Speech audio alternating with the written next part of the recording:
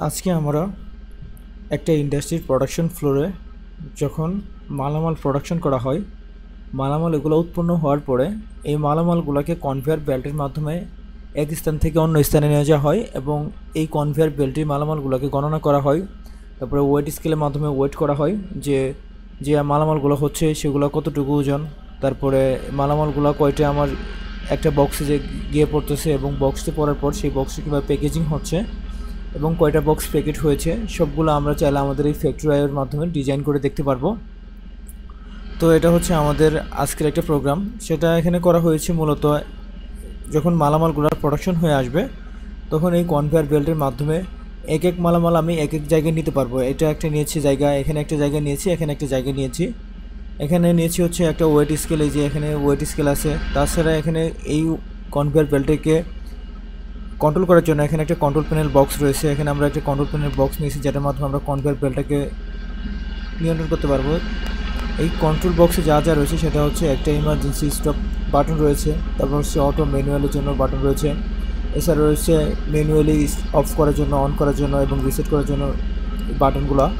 তাছাড়া কিছু ডিসপ্লে রয়েছে, যেমন আমাদের এখানে যে কনভেয়ার বেল্ট এর উপর দিয়ে কতটুকু মালামাল আমরা নিয়ে যাচ্ছি সেটা ওয়েট করার জন্য একটা ওয়েট স্কেল আছে। তাছাড়া এখানে গণনা করার জন্য স্কেল রয়েছে, তারপরে সেখানে কিছু কাউন্টার রয়েছে, যে অর্থাৎ আমাদের এখানে যে চারটা পয়েন্ট আছে যেটা হচ্ছে লেফট, রাইট, ফ্রন্ট, ব্যাক, এগুলার জন্য ডিসপ্লে রেখেছি যে কোন দিক দিয়ে কতটা মালামাল যাচ্ছে আমাদের কাউন্টার সেটা কাউন্ট করবে, ডান দিকে কত যাচ্ছে, বাম দিকে কতটা যাচ্ছে, এগুলো দেখার জন্য আমরা এখানে ডিসপ্লে রেখেছি। তারপরে আমাদের কনভেয়ার বেল্টের বিভিন্ন রকমের সেন্সরগুলো আছে যেগুলোকে বলা হয় ফটো সেন্সরগুলো লাগানো আছে। তাছাড়া একটু মেটাল যদি যাই সেক্ষেত্রে আমরা মেটাল সেন্সর এখানে অ্যাড করেছি। তাছাড়া এগুলো করার পরে এগুলো আমরা আমাদের যে পিএলসি রয়েছে S7200 সেটার সাথে আমরা ড্রাইভারের মাধ্যমে অ্যাড করে দিয়েছি এবং আমাদের পিএলসি সফটওয়্যার অবশ্যই প্রোগ্রাম করতে হবে, তার উপর ভিত্তি করে এগুলো চলবে। আমরা আজকে প্রোগ্রাম দেখাবো না, আমরা আজকে শুধুমাত্র আমাদের যে কনভেয়ার বেল্টগুলো কাজ করতেছে সেটা দেখাবো। তো প্রথমে আমাকে এখানে প্রোডাক্ট নিয়ে আসতে হবে, মালামাল নিয়ে আসতে হবে, তাই আমি এখানে মালামাল নিয়ে আসবো। তো দেখুন আমার এখানে মালামাল চলে আসছে। চলে আসার সাথে সাথে আমার যেহেতু কনভেয়ার বেল্টটা রানিং ছিল সেহেতু এগুলো মালামালগুলো চলতে শুরু করছিল। তো আমি প্রথমে আমার কনভেয়ার বেল্টটাকে অফ করে দিব। আমার এখানে কনভেয়ার বেল্ট চালু রয়েছিল, সবগুলো আমি অফ করে দিচ্ছি। এখন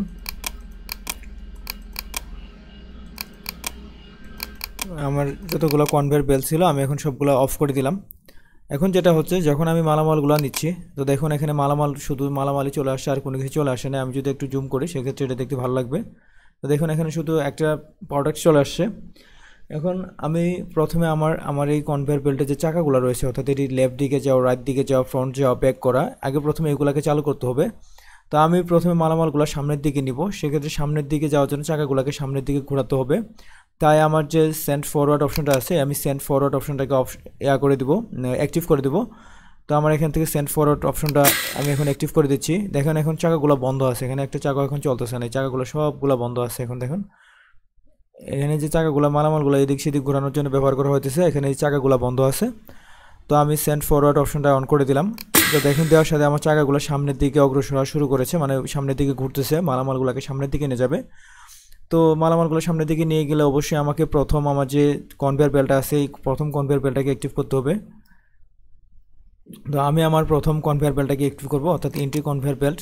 এটা অ্যাক্টিভ করার আগে যেহেতু আমার মালামালগুলো এই দিক দিয়ে যাবে, সেক্ষেত্রে আমাকে ফ্রন্ট কনভেয়ার বেল্টটাকে আগে অ্যাক্টিভ করে রাখতে হবে, না হলে আমি যখন এটা অ্যাক্টিভ করে দেবো তখন মালামালগুলো এখানে গিয়ে অগুছালো হয়ে পড়ে যাবে। তো আমাকে এটা আগে অ্যাক্টিভ করে দিতে হবে। তো আমি এটা অ্যাক্টিভ করে দিচ্ছি। তো দেখুন আমার এটা অ্যাক্টিভ হয়ে গেছে। এখন আমি যদি জুম করে আপনাদের দেখাই তাহলে দেখতে পাবেন যে এটা এখন চলতেছে, এই দেখেন এখন চলতেছে, এটা অ্যাক্টিভ হয়ে গেছে। এরপর আমি যেটা করবো সেটা হচ্ছে আমার ওয়েট স্কেলটা আমি অ্যাক্টিভ করে দেবো। তো আমার ওয়েট স্কেল আমি অ্যাক্টিভ করে দিলাম। এরপর আমি যেটা করবো সেটা হচ্ছে আমার এই কনভেয়ার বেল্টটাকে আমি অ্যাক্টিভ করে দেবো। তাই আমি এই কনভেয়ার বেল্টের যে এন্ট্রি কনভেয়ার বেল্ট আছে সেটাকে ক্লিক করে এটাকে আমি অন করে দিলাম। তো দেখুন এটা অন করে দেওয়ার সাথে সাথে আমার এই কনভেয়ার বেল্টটা চলে শুরু করেছে, কিন্তু আমার ওয়েট স্কেলটা অফ থাকার কারণে এটাকে ঝামেলা করতেছে। আমি ওয়েট স্কেলটা এখন অন করে দিব। তো আমি মিটারটা অফ করে দিই, ওয়েট স্কেলে ক্লিক, আমার ওয়েট স্কেলটা খুঁজে বের করে এটাকে আমি অ্যাক্টিভ করে দিব।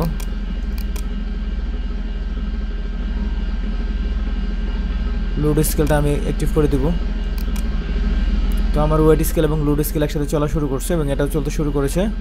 তো এখন আমি এটাকে যদি এমিটারের প্রোডাক্টগুলোকে রান করে দিই এখন, তো দেখুন এগুলো চলতে শুরু করছে এবং সামনের দিকে অগ্রসর হচ্ছে। এভাবে আমাদের কনভেয়ার বেল্টগুলো মূলত কাজ করে থাকে। আমরা চাইলে এই প্রোগ্রামটা অনেক সুন্দরভাবে করতে পারি। এদিক দিয়ে মাল নিয়ে যেতে পারি, এদিক দিয়ে মাল নিয়ে যেতে পারি, যে দিক দিয়ে খুশি সেদিক দিয়ে মালগুলো নিয়ে যেতে পারি।